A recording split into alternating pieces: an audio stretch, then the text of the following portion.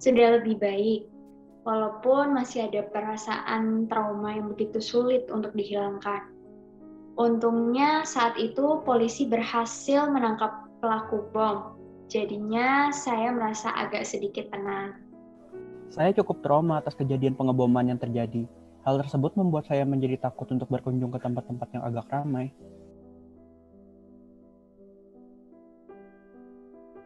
Dalam kejadian ini terdapat satu orang korban, yaitu seorang satpam yang menjaga gedung bagian depan. Beliau berusaha menghalangi pelaku yang ingin masuk ke dalam gedung untuk meledakkan bom. Namun penjaga tersebut malah tertabrak oleh motor si pelaku.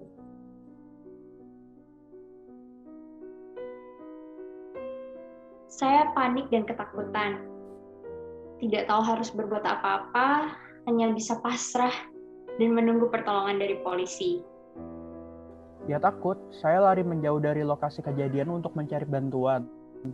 Tapi semua orang yang berada di sekitar lokasi sudah sangat panik. Pikiran saya saat itu saya harus selamatkan diri. Saya takut sih, tapi juga kasihan sama mereka. Anak-anak yang jadi korban dari pihak luar akhirnya harus mati dengan cara yang mengenaskan. Untungnya sekarang mereka masih baik-baik saja. Saya kasihan kalau mereka menyia-nyiakan waktu mereka untuk hal yang percuma ini. Beberapa dari mereka juga sebenarnya kan juga nggak tahu apa-apa, tapi cuma ikut-ikut aja. Kayaknya mereka korban dari oknum yang tidak bertanggung jawab deh. Tapi ya tetap salah gitu kan. Masa ya mau ikut-ikutan? Tapi ya gimana lagi, masih anak-anak juga kan.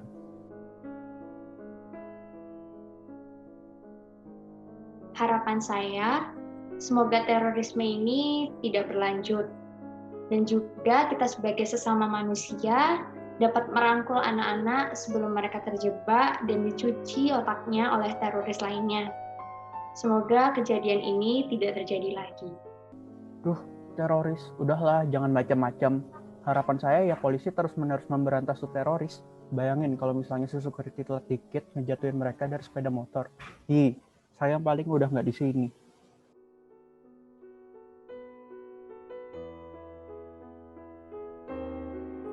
Saya kesal karena satu rekan saya ditembak mati oleh polisi yang tidak tahu apa-apa tentang keyakinan saya. Ya, saya ikut-ikutan apa yang aja sih. Ngapain takut? Saya ingin membasmi orang-orang yang berdosa di muka bumi ini. Mereka pantas mendapatkan balasan yang seperti ini.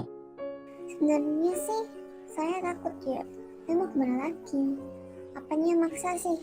Apalagi katanya nanti kalau gak ngelakuin, saya gak bakal masuk surga. Kan ya takut. Durhaka nanti saya.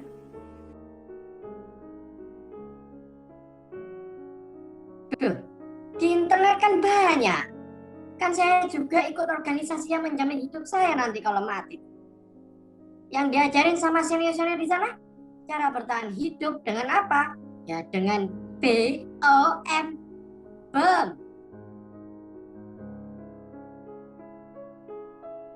Kalau apa sih bilangnya cari hari yang paling ramai tempat ibadahnya. Biar katanya yang dibasmi orangnya banyak. Gitu kata Apen.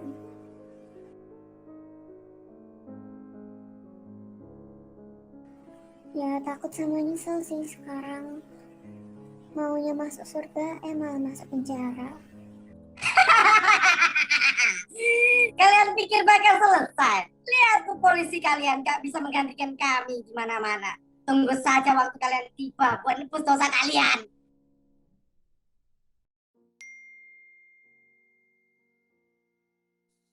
Menurut kami, itu semua terjadi karena pengajaran yang salah tentang keagamaan.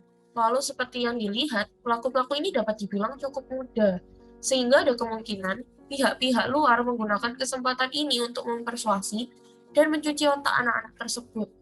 Anak-anak ini pun dijanjikan bila mereka melakukan ini, mereka akan masuk surga. Jadi, kemungkinan besar ini semua terjadi karena pihak luar.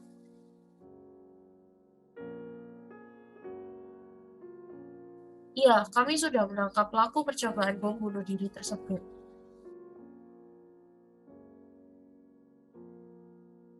Ada 2 orang yang tertangkap di tempat, serta kami menduga masih ada anggota-anggota lain yang ikut berkontribusi dalam percobaan bom bunuh diri ini.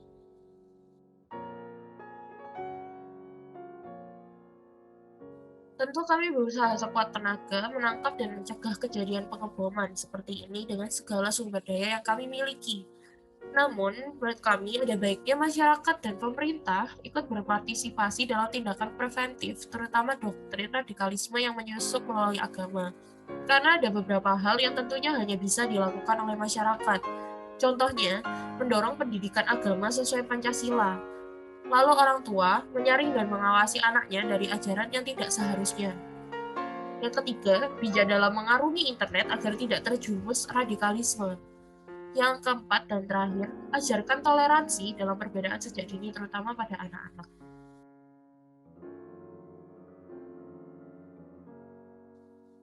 Dimanapun kalian berada, apapun rencana kalian, kami pasti akan menangkap kalian.